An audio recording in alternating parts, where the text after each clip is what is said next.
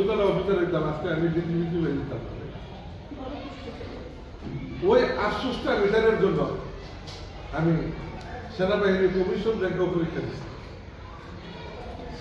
সেনাবাহিনীর কমিশন র্যাঙ্কে পরীক্ষা দিচ্ছি। ওইখানে তখন বয়স শেষ হয়ে থাকা, মানে আমার খুব ইচ্ছা ছিল এই খাকি পোশাকগুলো আমার পরবে। ফিগারটা তো কম ছিল না, লম্বা চূড়াও ছিল, কিন্তু আসলে আল্লাহ এখানে রাখছে। তো আমার যতটুকু মনে পড়ে, সেনাবাহিনীর কমিশন র্যাঙ্কে আমি 3বার ইন্টারভিউ দিয়েছি।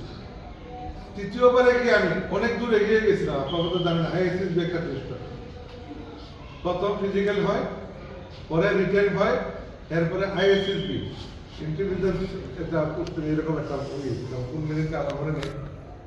ওখানে 4 দিন ক্যাম্পে থেকে পরীক্ষাটা দিতে হয়।